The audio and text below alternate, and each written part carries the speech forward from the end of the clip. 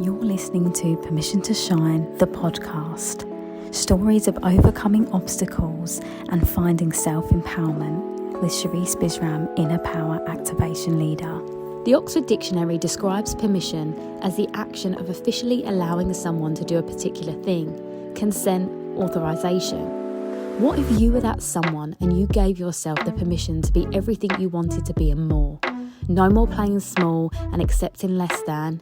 You are worthy of the life of your dreams, regardless of what it is that you've been through. And honestly, it's exactly what you've been through that has shaped you into the version of yourself that you are now. Like a diamond, you've endured so much, but instead of breaking, you have become stronger and brighter. And if that's not a reason to shine, then I don't know what is. And if nature can do it, then why the hell can't you? You are brave, you are strong, you are powerful, and you are enough. Hear my call and give yourself the permission to shine, because you don't realise how many people are inspired by your light. Hey everyone, this is episode 70 and I have an absolutely delicious guest for you today, all the way from the US, and her energy is rich and vibrant, and I'm so excited to introduce to you Eva Simone. Hi Eva. Good morning. I woke up this morning super excited about feeling your energy this morning. And before I even said hello to you, I felt you deep at my soul. You are a beautiful woman, and I can't wait to share the story of who I am and how I came on this journey. Hello to the world around. I can't wait for us to impact you in the most beautiful, delicious way. Because one thing I know for sure, every woman has a delicious side if she just allows it and gives herself permission to be embodied and the permission to shine. Yeah. Welcome. Hello. Yes, thank you so much for that beautiful introduction. And it's so wonderful to have you here. So could you tell the listeners exactly where you are in the world? Oh, I'd love to. I'm in the United States.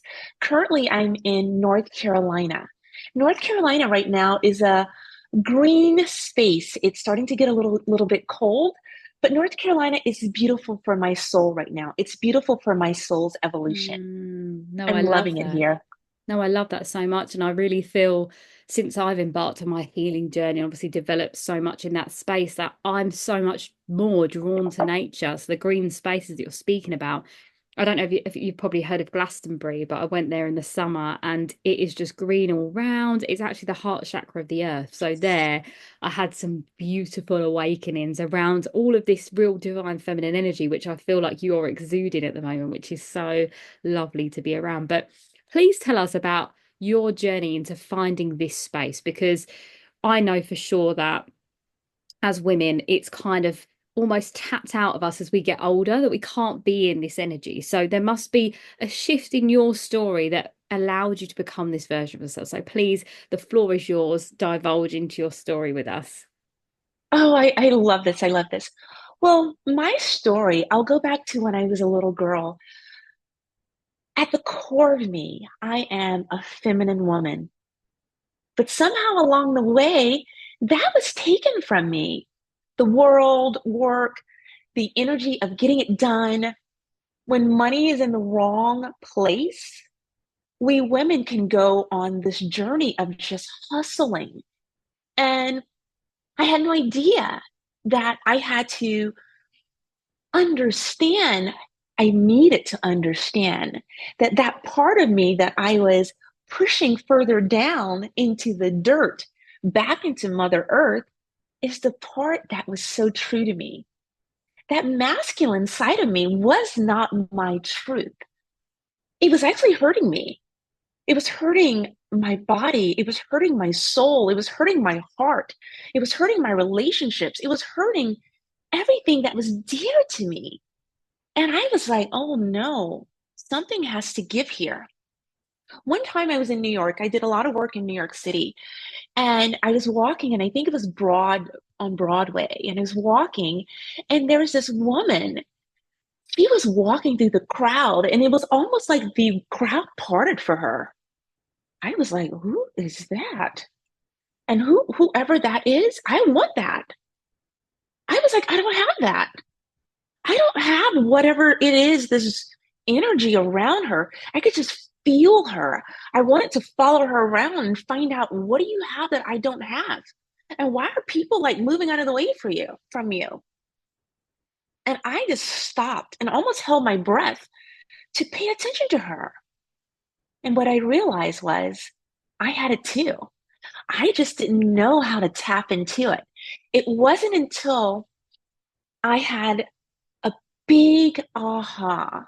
And that aha was, oh, my face to the ground in tears. I called it the dark night of the soul, where I was like scratching the floor in agony. Like, oh, wow, why am I going through this? What's happening to me? What's everything that I know so close to me and dear to me? Maybe it's not true. Maybe all of these things that I was believing about what wasn't true. And if it is true, why does my soul hurt so much right now? Why do I need to um why do I need to cry so hard? Why do I need to sit in silence for so long?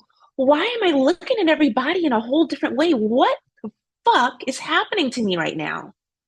I had no idea that I was coming back home to the beauty of me. That juiciness that I saw in this woman who was walking through the street was what my soul was calling for me. I had to pull up all of those layers. I had to look at myself differently. I had to look at everything that I thought was true and get on a whole different trajectory. I had to point my vector and my GPS in a whole different way. Because what was happening, Charisse? I was over here before that big awakening. I was drowning in my own shit, drowning in my own thoughts, drowning in what I thought life should be. I was in a program that was no longer suiting my soul. And girl, when I came back home to my body, to my soul, to my heart, to my mind, and everything came back to me that was right for me, life became so easy. I started to understand everything. I started to see through people. I started to just understand where I was. And the person that I was becoming was home to me. I was no longer disconnected. What about you? What was your journey for shining? Yeah, to be honest, I feel like there's a common thread between one, the guests I have on my show, but the women that I meet in my, whether it be clients or, friendships. And we've all had a similar story of there's just one moment where we realize we can't do this anymore. And I think for me, obviously, as I said to you at the beginning, I was a professional dancer for 11 years in constant force, and I developed that toxic masculine energy force as survival mode because I didn't realize Yes. that I'd experienced so much childhood trauma. So as a defense mechanism, I wore all these armors and kept putting them on layers and layers, carrying actually the weight of other people's emotions as well as my own, not realizing I could put them down. And by the end of the pandemic, well, when the pandemic hit, that was when I actually had to stop. So all the time I was running 100 miles an hour, 3 or 4 jobs a day, all over the country, all over the world. And then, boom, pandemic hits. And I don't know who I am because guess what? I built my life and my identity around my job role and not who I am. So that coming home to yourself, that was when everything crumbled. And did it crumble? I fell down the stairs of my family home that I'd lived in my whole life. And I just cried for like 20 whole minutes. And that was the first time I'd allowed myself to fully just release. And it was just like a whirlwind. And it's so funny now because there's so many ailments that I had before that moment in my life continuously because I'd been suppressing, like you said, suppressing. So my body was trying to give me inklings of like, this isn't how it should be. This is not how we should feel. Even down to recently, I was doing some research on libido. I had none. That's why I didn't really date anyone for so long because I just had no want for any of that. I was just numb to feeling completely. So when the pandemic hit and I realized that I need to do some work here, everything just started to fall into alignment to allow me to be able to do it, because the universe is like, oh, she's woken up now, she's listening. So then all of the research I was doing around, I went to do my master's because I thought, what else do you do in the pandemic? You've got nothing to do. So all the research I was doing was around dance and movement and how it supports mental health and well-being. And then the case studies were all like a reflection of my childhood. And I was like, why did those kids get put into care for that? And then gradually over time, I was like, ah, okay, what I went through wasn't normal and it was really hard. And I had to mourn that version of me and allow my inner child Yes. to be seen in that time. So for me, giving myself the permission meant putting down my ego and saying thank you for getting me here, because I had some really great moments in my career that did feel empty, but I survived, and I'm grateful to my ego for allowing me to do that. But the permission was allowing my soul to lead. So now, Oh, everything comes from this deep rooted place of yes. knowing, and even down to, when I teach confidence or, embodiment, empowerment, all of those things, it comes from that rich embodied place. So everything I'm Yes. doing now is rooted in, the depths of the earth, but also who I am. So there's no external confidence that people see that I don't feel like I was. Like I used an analogy in a talk that I did a little while ago about a glass house. I feel like it was shiny on the outside, but inside was hollow and it could break at any moment. That was what my Yes. confidence was. Now it is a tree. I'm so rooted into who I am and leading from that place of, like you said, home. That is just, yeah, I'm so deeply in that space. And I think, isn't it beautiful to be here? Yes, it's so beautiful. And I would love to add to that because that's so beautiful. You even, I thought my heart was really open and it is, but you just opened me up even more. I just felt myself going, yes, Oh, I yes, girl, love that. yes, yes. But here's the other side of it. When you do come back home, it can trigger a lot of people. A hundred It percent. can, it can trigger people and people, oh boy, people will see you as who does she think she is? And it will make them become uncomfortable. They will talk about you, they will say all of these things, they will behave in a certain way, but I don't hold that against them Mm, because I used to be that. yeah, I used to be that. I could not see that I could have this life, these energies, this bigness to integrate into this delicious woman. So when I have this reflection back to me from other people, I just see it as what it is. And I still hold myself like a tree because all it takes is for one person to be in her truth fully embodied, moving forward in the most delicious way. It starts to wake people up around you. It starts to absolutely. wake people up. And people Mm, in the beginning, you are the person, not you, but the person at first rejects you. They're in this negative energy, but you just keep shining. It's waking people up. You keep snapping and being the delicious person that you are. And all of a sudden, one by one, a person mm, starts to shift a little. And when you can get a person to shift a little, especially a woman, you are doing a job for humanity that is so beautiful, so magnificent. You are aligned to who you are. yeah. And to me, that's life's work. That is my Mm, work. What I about agree. you? Exactly the same thing. I always say it's like a ripple in the ocean that keeps spreading further and Mhm. further. So exactly the same thing. And it's so wonderful because I always say to my clients that this has impacted my healing journey, has impacted my whole family. And my trauma is generational. And I've been able to break Yes, a cycle in my yes, family through being this version of me. And yes, already my family have all started to change the current. So we're now yes. all paddling in the same direction. No one's pulling anyone back. It's like something has changed on a massive scale already. And even in my clients' lives, there's just beautiful moments that are happening for them. And they're like, oh my gosh, I never would have access this, if you hadn't shown me that, or hadn't allowed me to feel this, and that is exactly it. We are literally changing the world in such a beautiful way. Funny enough, my mentor, she's spiritual mentor, and we speak about how the rise of the feminine is happening energetically across the world,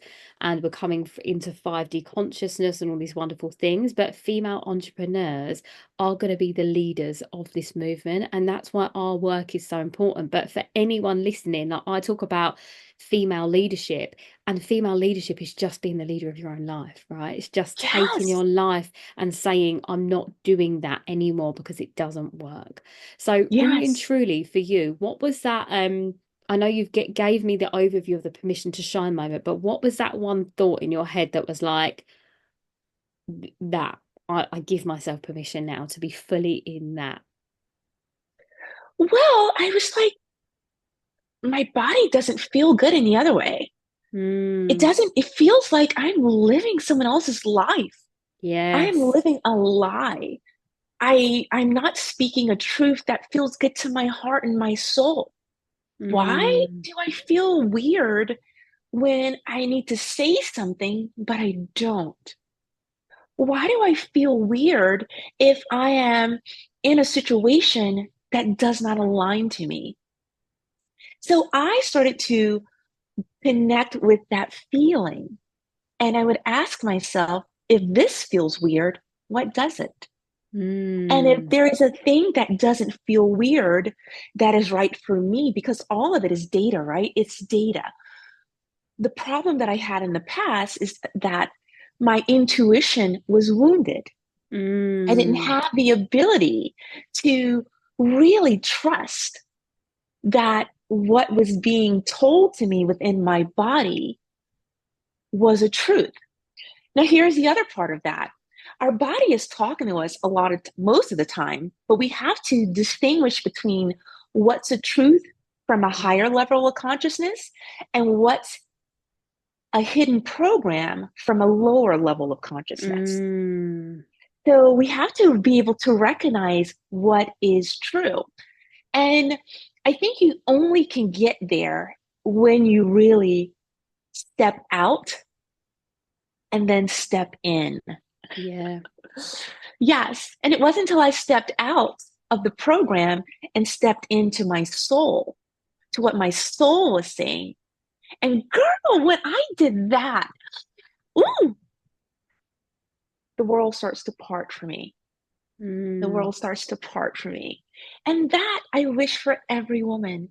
But she cannot get there if she is holding the energy of generational trauma. She can't. Absolutely, that I completely agree with you on everything you've said there. And I think that's something that I really emphasize to women all the time about our intuition. Like we always have that gut feeling, don't we, as well, that something isn't Yes. right, but we go through it anyway because we think, oh, well, maybe I'll try it this way again, or maybe I'll just see, which, it's important to trial and error, absolutely, but when your whole body is physically reacting in a negative way to something, that is a full body no. And I think the more Yes. that we can tune into that and actually find what the full body yes feels like, the more we're going to be able to discern what is right or wrong for us. But as we said, so many women have lived in autopilot. They haven't allowed Yes. themselves to trust themselves to make the right choice. And I think that's such a big part of the women that come into my world. They just don't know how to trust themselves. And I think that that is because they've been told how to live life and not Yes. actually figured it out for themselves, right? So I love that when you said you had to step out of yourself to step back in, because it's the shedding, isn't it? It's like the autumn, you're Yes. allowing the leaves to fall off to come back home to you and to grow anew in a beautiful way. So I love that so much. I'd say in your practice with you spoke about your morning routine to me, and I love like some form of routine. I like to call it a ritual actually. So Yes. yeah, if you'd like to talk through kind of like how you set yourself up for the day and how you close the day embodying all this deliciousness, like how does that look for you? Okay, beautiful. So it's been, I change my rituals all the time. And I change them so that I can recognize when I'm in a program because even now I'm in a program. Even getting to this level is a program. It's like one foot in one world, another foot in another world to get to that next space. And because I'm always going to my next level, and that could be in another 5 minutes, you've already opened me up to something else. So I'm already in this new level of deliciousness. But for currently and for now, and I do something that's called my Victory Power Delicious Hour. And before anyone else, I'm tapping into the things that make me feel more delicious. This morning it was Pilates. I was working on my sacred areas and my womb space and holding my abdomen in a certain way, the muscles around that area, and working on that. So that was a part of my morning. And then after that, I sat in with deep reflection. Who am I becoming? Am I aligned to it? What I call it my little girl, the little girl Eva, what is she afraid of? What needs to come up so that I can work with it? I can work with her. I don't work against her anymore. She's a part of my intuitive side. So I tap into her and say, what are you afraid of today, honey? What do we need to work with? What do we need to work through? What is a new thought process for her to understand so that she can come with me? Because here's what I know to be true. If you don't calm her down, she can wreck everything for you. She can make everything go crazy because she's scared. And when you're going to your next level, you have to let her know that there's not going to be any fear at this table. So Mm. calm down and you treat her with love and respect and you ask her what does she need right now. She in this morning, because I have some really big projects, she wanted to know, are we going to be okay? Yeah. Like she wanted to know, are we going to be okay? So that feminine side of me was nurturing to her. But I don't shut out the masculine side either, because that masculine side is still needed. That masculine side, where I did get it done in the past and in the present, and will continue to get it done in the future, that masculine side holds the container, has the structure, is doing all of the things, while the feminine side is nurturing me at the same time, because I wasn't nurturing myself the way that I needed to for that little girl inside of me. And then I do something that's intellectual, or I tap into an energy of a person like I did with you this morning. And it's a beautiful practice. So when I start my morning, and before I usually speak to my assistant at 7 a.m., as soon as I start talking to her, I'm like, hey, what's going on? Because I'm in an energy, I've already been nourished. I've already Mm. set my course. I've already turned my internal thermometer to 100% instead of being on ice cold or frozen or in the negative. I'm fulfilled. I'm ready. What about you?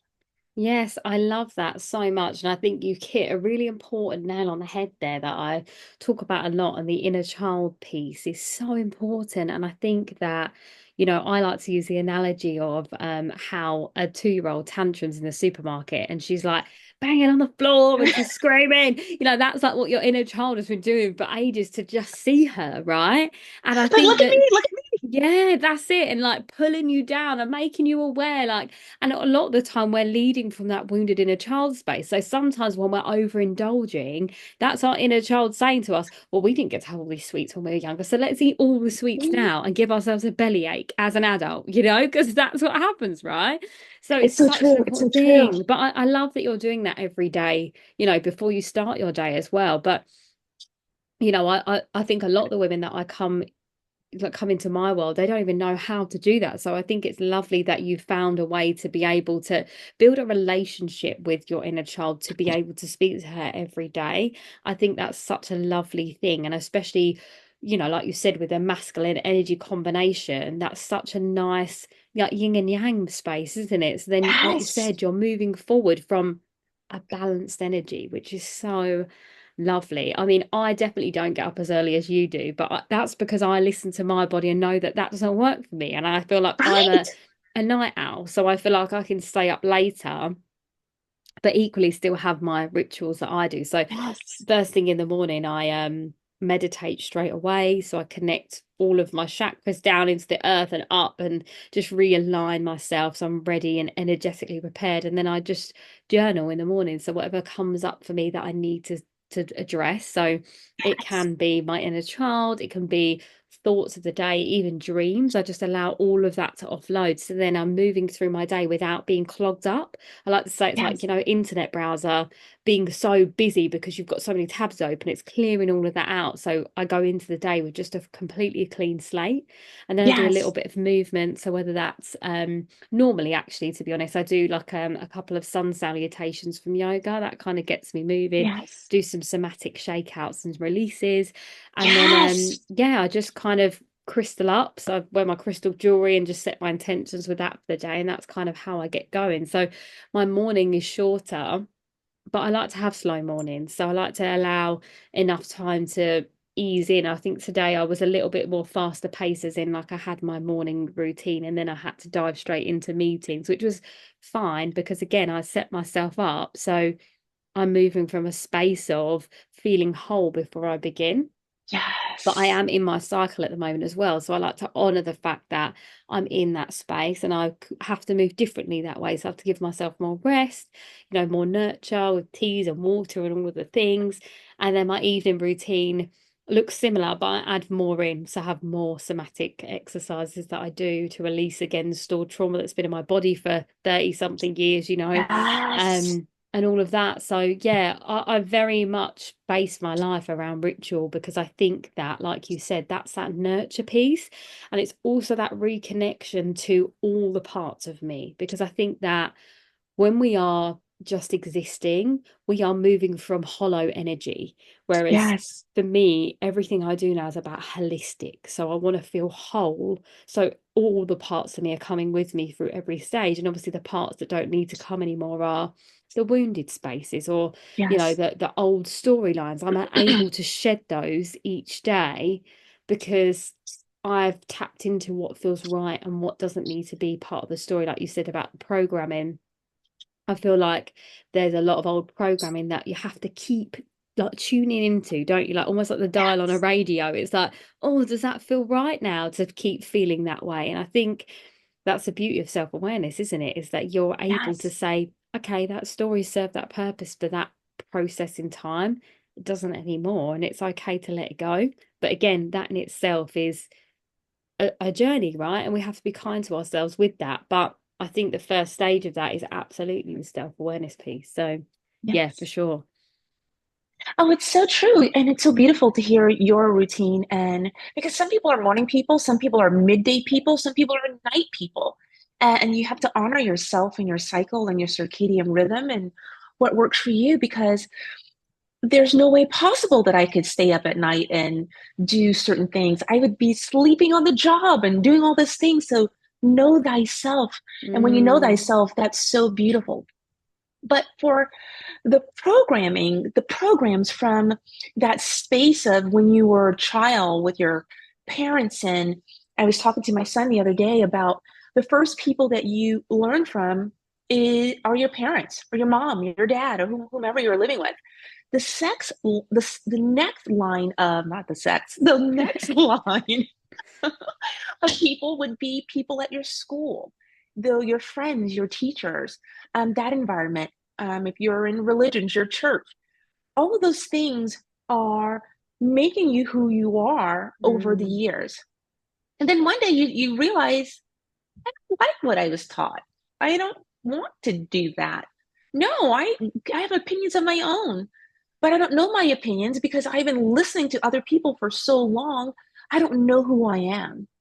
And it took me longer than it should have to know who I was.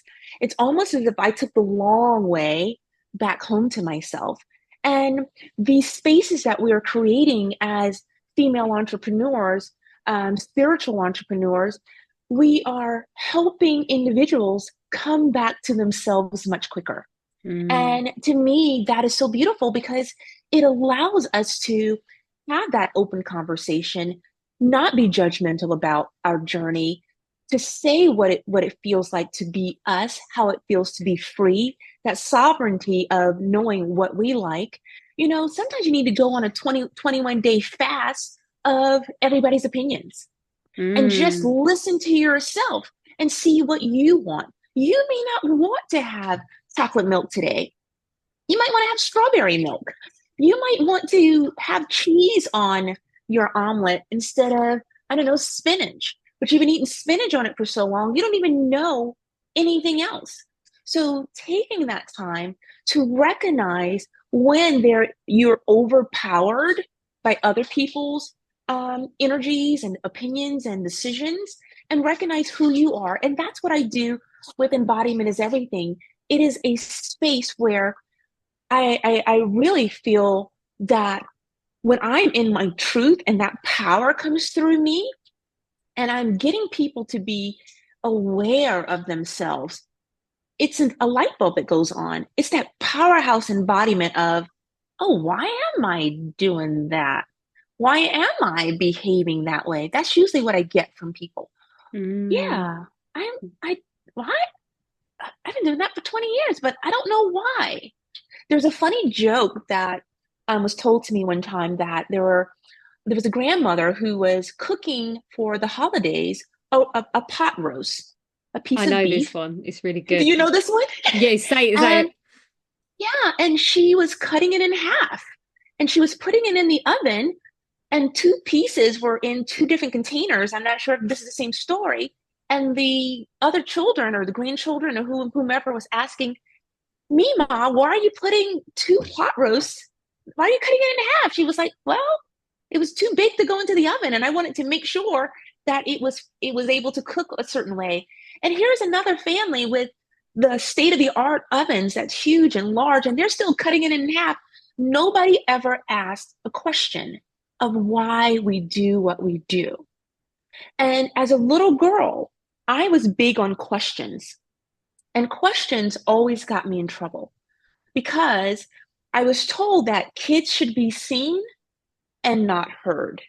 And so from that place, I was always afraid to say or ask whatever it is I wanted to ask. But questions, when you ask the right question, you can move out of a program. So I know how to ask the right questions. And because of that, I can help people in a beautiful way. No, that was so beautiful. And I loved all of that as well. And I thought, as you were speaking, I was wondering about your journey and how you came back to yourself. Did you have your son at that point, or was this before you'd had your son? Because I'd be interested in seeing the shift in how they responded to you changing, like in that way. Yes, I had already had my son, and but I'll be honest with you, my I was married before, I'd gone through a divorce, but I recognize some of my marriage broke down because of the masculinity that I was experiencing. I Mm, didn't know how to bring that deliciousness to the marriage at that time. So that person who came into my life was beautiful for me at the time. yeah. And I thank him for the time that he was in my life, beautiful time in my life. But I was like this because one thing we know for sure, when you come to a relationship and you come to a relationship with a masculine man and you're in too much of masculinity, girl, Mm-hmm. what do you expect? You expect two Absolutely. people to be at each other's throats Mm-hmm. because masculine people do masculine things. Yeah. So I had to really look at me before I could look at anybody else and say, what do I need to do so that I don't bring this to my next relationship? And when I really settle into all of that thinking, I was able to help my son to process his emotions, to process what Mm, was going on. So, again, like you said earlier, when you take the time to do the inner work, you will heal generations. And that's so mm, beautiful. That's yes. so beautiful. I love that so much. And I felt that that might have been a situation because I feel like that's something that I've met myself prior to my healing journey over and over again was that exact thing. And actually, even in the midst of my healing journey and coming out the sort of other end, just even a little bit, I noticed that there's still some debris of it left in my body, and it's taken a lot of work. And I think this is why we have to have the rituals in place because there's always fine tuning to Oh, the next yes. level self, right? And I think that this is why healing isn't linear. It's like we have to continue to do, and we're always going to do it because there's always another level, right? And you said something Yes. similar at the beginning, which was so lovely. But I'd love for you to kind of talk a little bit more about what it is you do fully in your work and how people can connect with you. So, yeah, dive in to tell us about that. So I do many things in my work, but I do one-to-one coaching. I do challenges. I do um, courses where women, if they don't want to work with me one-to-one, but that one-to-one is so beautiful because I am the mirror in the moment of what the client is going through. I mirror back to them in the most beautiful, awakening way of what's happening. And that's a juicy space because when you are with me full time and you have my attention, it's a really quick way to get through your journey, and you can recognize, oh, right, oh, I can see where I'm at. So I love that space. So I have a 1 year space. I have we're starting an academy the beginning of the year. That's a 12 and a 6 month access.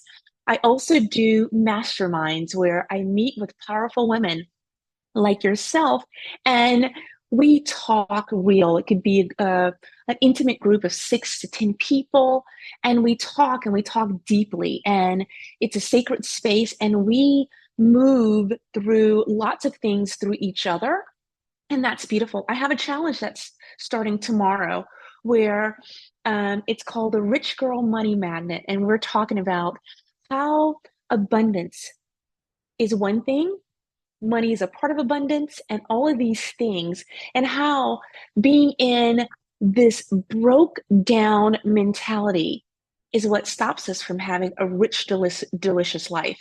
And for your richness may be something totally different from my richness. And I help women just come back home to clearing up and to cleaning that energy of negativity and lack and scarcity that is trapped in our bodies and our hearts and our tummies and our backs and our necks and our faces and our everything in our voices, and to come back to the richness of who we are. And that starts tomorrow. Thank you for asking. No, I love that so much. And when you're talking, and actually, even just the way you look, the imagery of when you speak is like velvet. I don't know, Oh, there's just really? velvet energy around you, which is just, and I feel Oh, like for me that feels like indulgent, like richness. Like you use these words a lot, which I love, by the way. They are my favorite words to use when I talk about abundance and fulfillment and prosperity. It's like these beautiful words, and I think saying to someone that is your life rich is such a nice question to ask because as you said, like abundance can be more than money. And I think that was mhm. something that I wasn't aware of before. And I think that in this healing journey space, I've become really aware of how abundant my life truly is, Yes. and Oh my just, God. living in that more, soaking up that more. And I think that we get so caught up in the numbers and the tangible thing that we forget about everything else around us. And I think that the healing spaces and the feminine spaces really encourage us to just be, right? That's the feminine's way, is Yes. just to be. Yes. And be so appreciative of what you get and what you have. I remember one time I was in I'm going through a drive-through, and there was a family, I don't know how many people were in the car. And I said something, just I just had this feeling to come through me and said, pay for everything that they're asking for. And I was Mm. like, pay for everything they're asking for? And I said, okay, I'm just going to follow this intuitive side of me. I'm going to pay for everything that they're asking for. And they ordered, I was side by side with them, and I whispered to the guy who was taking my order, I said, tell the person that it's on me. I never felt so deeply like fulfilled. Mm. When the mother, and I'm assuming it was the mother, sorry, turned around and looked at me. She said, wait, you paid for this? And I said, yes. And the tears just poured through her Mm. eye from her body. And I'm tearing up now just thinking about it. And I just got really teary, but I'm so happy that my resources became their resources. Mm. Over the years, people have given me so much, so much. And it's my time. It's my time to shine in that way, to give back to people. And that's what my work is about, giving back to people in an abundant way. But there's also things, and this is one thing we spiritual entrepreneurs don't always get right. We give, and it's easy for us to give, but our abundance also comes back in the form of payment, Mm. in the form of people seeing us because we see ourselves as valuable. A number is a number. Our energy is what people are paying for. So when we hold a space and we say, and you say that we have these beautiful things that are for sale, or these offerings, or that is something that a person can buy, we hold the energy around it because it's coming from a place that the universe knows that our life's work also should be compensated for. And that's a beautiful thing. So we hold beautiful energy around our work too. Yeah, definitely. I love all of that. And that story was so lovely. And I welled up as well with that as well, because it is just the most loveliest thing to give without anything in return. Like I've definitely not to that extent, but I've always fed the homeless and things like that. So I understand. Yes. But from this space now, yeah, I do a lot of charitable work, and I think those moments, I think to get that woman's reaction, I think to your face, I think that's so beautiful, isn't it? To have that. And you're so right with everything. I think that even as women, we're just conditioned to give, aren't we, all the time? So to be in a space where we know how to receive because we feel worthy and deserving of having it, I think that is the key part, isn't it? For sure. So it's only when you're able to cultivate that safety within yourself to be able to receive without any consequence. I think that's the real gold dust, and maybe that's part of the richness, really, to be honest. But Yes. it's been so lovely to speak to you. Like I said, your Yes. energy is so velvety and just rich and glorious, which is so nice. So where can people find you? Oh, that's so beautiful. Thank you so much. And it's been beautiful to connect with you. I felt you at my soul, and you're doing some beautiful work. It's coming through me, and I am only giving you the mirror of who you are. That's it. That's it. That's it. You can find me on YouTube at Embodiment is Everything. You can find me on the other social media platforms at Eva Simone Coaching, um, at Embodiment is Everything. And my assistant can also give you some of the other things to make sure that I am not calling some of these things wrong because she handles my marketing part.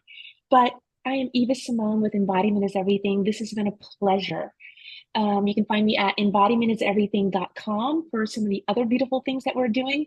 It has been a pleasure. I thank you so much for having me on. And I want to return. I want to get you on and get you on soon. So we'll be Yes. speaking about that in the future because there's some beautiful things that you want to talk about. I could feel it, and I want to be the one who interviews you. Oh, I So love yes, that. Thank you yes. so much. Well, as a little wrap up, I kind of like to do the soul to soul message. So, based on the conversation or whatever you feel like you need to share right now as your closing statement, please do have the floor.